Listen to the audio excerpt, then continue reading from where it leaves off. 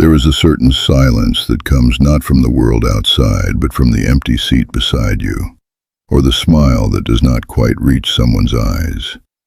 I first learned its shape many years ago, sitting on the back steps at dusk, feeling a coldness that was not just the night air. It comes in quietly, like the highest drift of snow, falling flake by flake, until one day you realize the warmth you always trusted has faded from a familiar touch, a voice, a daily kindness. We do not speak of this ache often. We shield it, perhaps out of pride, perhaps because we hope it will pass. Yet, when someone once close begins to drift away, the gap feels wider than any river crossed in youth. Age teaches us to withstand much. Pain of the body, the losses time insists upon, even the thunderings of loneliness. But there is a special ache when you sense someone's caring has disappeared. It is not just the loss of company. It's as if your reflection grows fainter in their eyes. A partner moves through the house as if you are made of dust instead of flesh and story. A friend's voice is slower to call. A child who once reached for your hand can no longer find time to check on your days. For elders, such loss pulls on roots that run deep. Most of us by 70 have lost beloved friends and family to distance or death. But until now, we could count on the daily gestures, a cup set beside you at breakfast, a familiar face waiting by the door, the gentle checking in on cold mornings or long nights. When those gestures fall away, it is not just habit that's broken. It's the thread that says, you matter, you are seen, you belong. Without it, the world grows colder, more uncertain. The silence fills not just the room, but your very bones. Why does it hurt so deeply? Perhaps because in our later years we understand how precious real connection is. We've already traded our youth for wisdom, our work for stories, our busy days for quieter hours. And in these hours, caring is no longer a luxury. It is the very hearth of the spirit. To lose it is to feel a kind of winter, from which even the strongest cannot fully shield themselves. There is also the wound of confusion. Was it something I did? Did I become too slow, too forgetful, too much a burden? We replay old conversations, searching for the moment it all changed. Sometimes there is no answer, only the cold honesty that goodwill, like fire, must be tended, or it fades to embers. Sometimes caring ends not in anger but in quiet neglect, the space between two people swelling until it is impassable. Yet there is wisdom even in this ache. My grandmother once told me, "You cannot heal what you pretend isn't broken. Say its name, and the power it holds will begin to fade." In the old traditions, the tribe watched for signs of fading bonds, trusting the medicine of truth before resentment could root. To admit you are unloved or unseen is not weakness. It is the first step toward a different kind of strength. We owe it to our hearts and to our ancestors to face even these small deaths with courage, to name them, and to turn our eyes to new fires waiting to be built. This teaching is for anyone who feels that quiet ache and wonders if it is theirs alone. It is not. You are not alone. There is wisdom here, in recognizing the signs, in refusing to bear the ache in silence, and in learning to care for yourself as gently as you once cared for others. In the naming, we begin to heal. So let us look together at the signs, not to blame or to wound, but to reclaim clarity and dignity as the elders before us once did. Long before words were needed, long before voices were raised or doors were closed, our elders could sense the shifting of hearts the way they sensed the change of weather. In the old way, relationships were watched over like a living fire, tended carefully, guarded through the coldest nights. You knew something was amiss not by what was spoken, but by what was missing.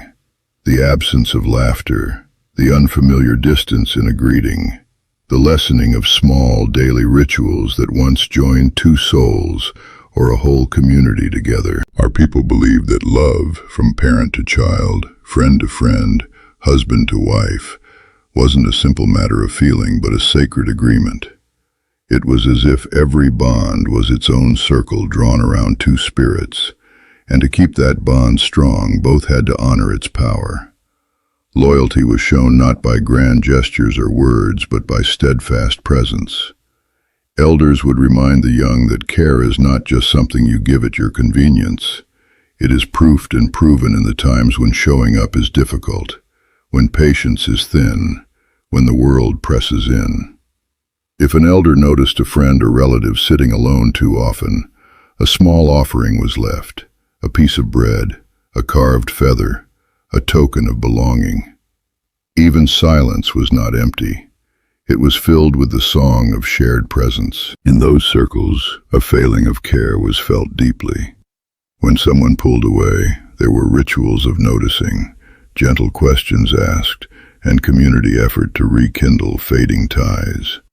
To ignore a weakening bond was almost a form of spiritual neglect.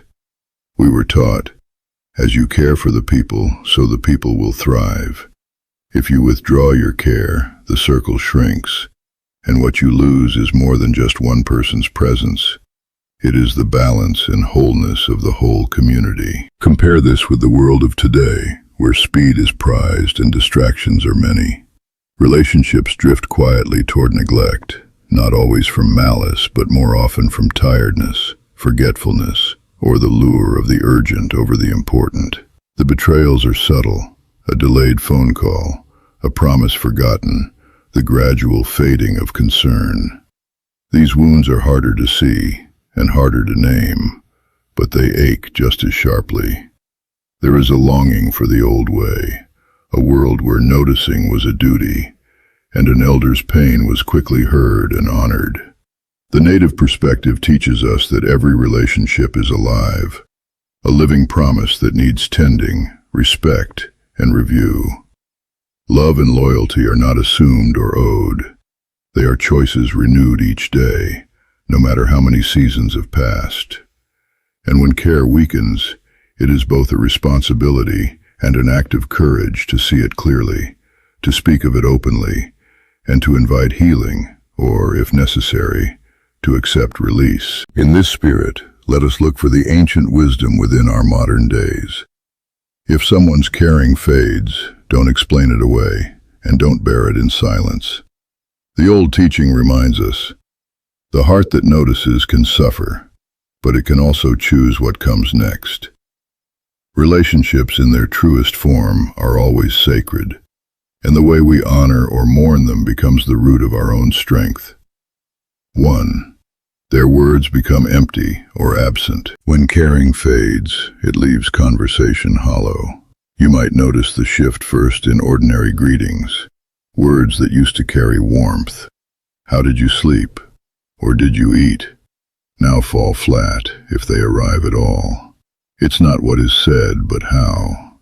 Short replies, clipped tones, or worse, silence where there was once laughter or stories shared over morning coffee.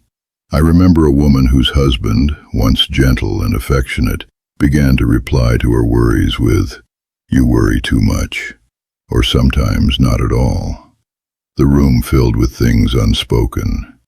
In the old way, words were seen as medicine. They could comfort, heal, connect. When the words stop, some part of connection breaks. If you find yourself missing not just talk, but the spirit behind the talk, trust what you feel. Don't excuse away the emptiness. Recognizing what has gone missing is the first step to either reaching out for repair or choosing gentle distance, preserving your dignity and truth. 2. The small daily kindnesses disappear. Caring is built on the small things. A cup of tea made before you rise. A favorite sweater folded at the end of your bed. The gentle way a loved one might help you into a coat, or check on you before the evening. When care fades, these acts become rare, or disappear entirely. You sense their absence in details, Meals feel lonely. Chores are no longer shared. There is no one to reach for your hand during a walk. An elder I knew, after decades of marriage, realized his wife no longer asked after his day. The meals she cooked were cold, her touch fleeting, and though nothing harsh had been spoken, he felt frozen out of the warmth of partnership.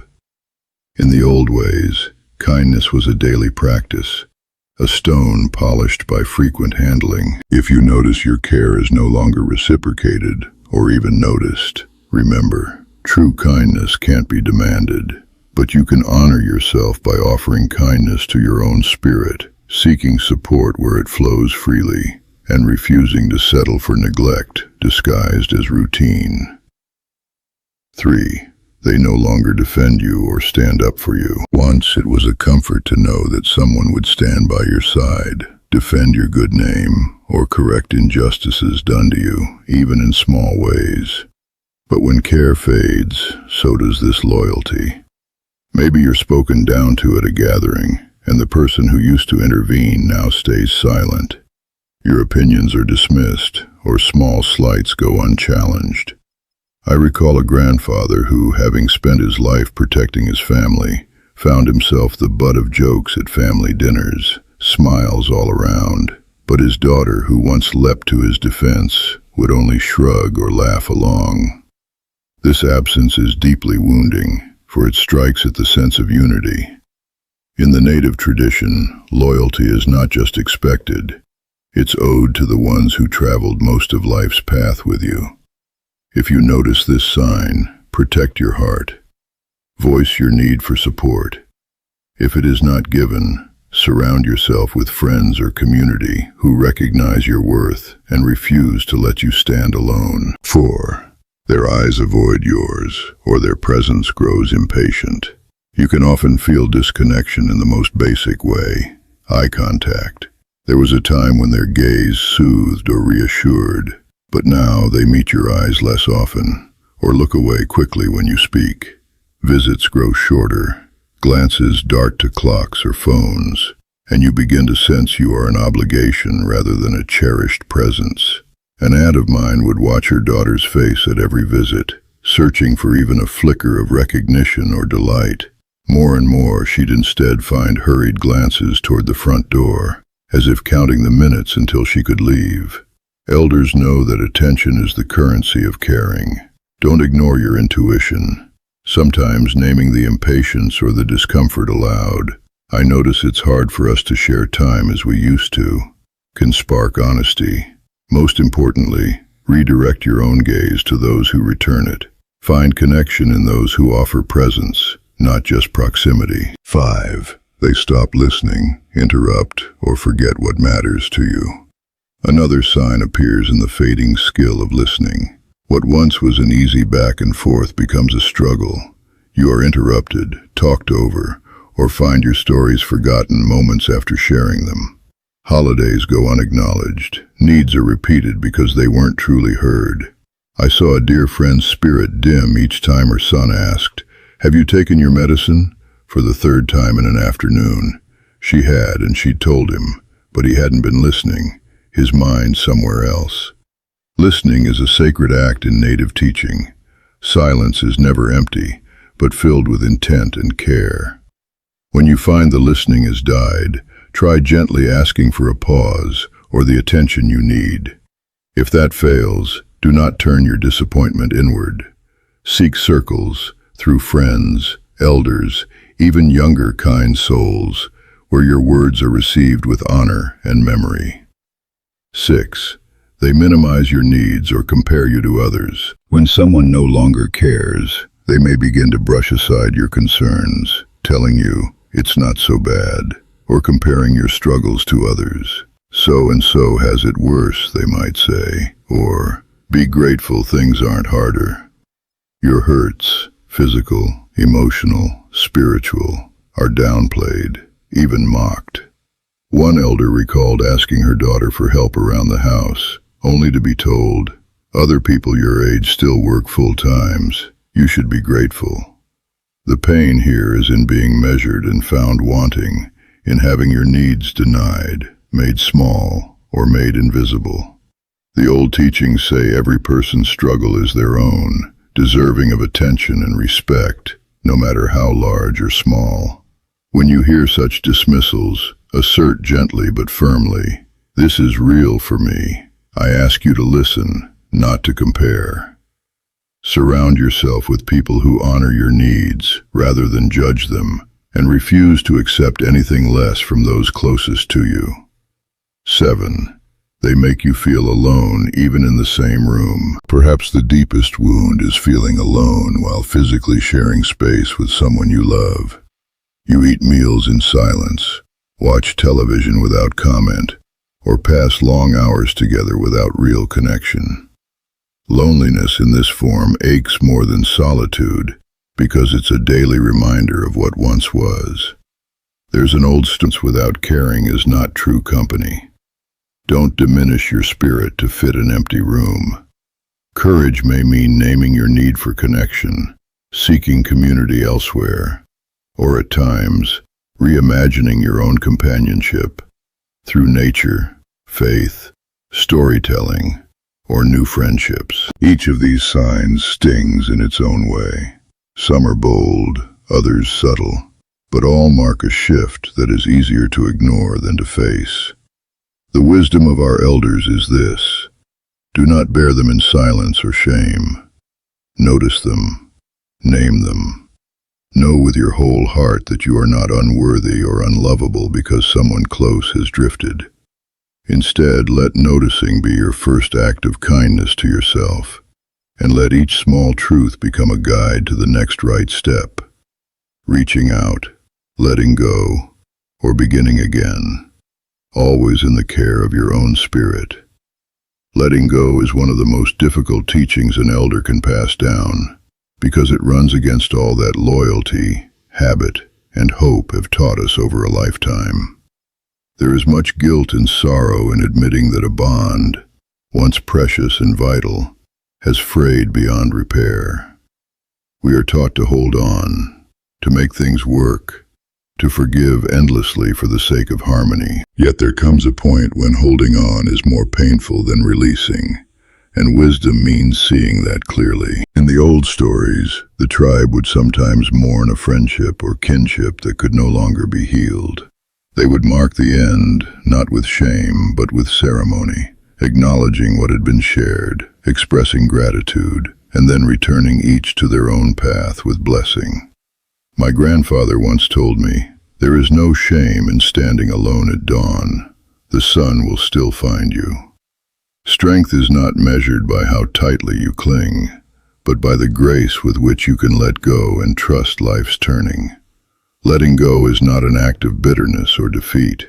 It is a boundary gently drawn that says, "I will not let being unloved or unseen erode my spirit." It takes immense courage to accept that healing sometimes means stepping back so that both hearts can breathe again. Honor the grief, for it is proof of deep caring, but honor yourself too. Your worth is not diminished by another's absence or forgetting. Many elders fear that releasing a bond will leave them empty or lessened, but I have seen time and again that what follows is not a hollow space, but room for something new to enter. Just as a scorched field becomes in time rich with new growth, so does the spirit rediscover unexpected joy after sorrow. You may find renewed kinship among friends, in the next generation, or in new activities that bring purpose and laughter. Remember, letting go is not a failure of love, but a final loving act for yourself. Like the old trees that shed their leaves each winter, you conserve your strength for what is next. And always the heart remains whole, ready to welcome what is real, lasting, and kind once again. If you are reading these words and your heart aches from the loss of care, know that the world still holds circles you have yet to find. The old way teaches us that when one fire burns low, another can be kindled, often in unexpected places, with a neighbor, a new friend met by chance, a community group, or even through shared interests online.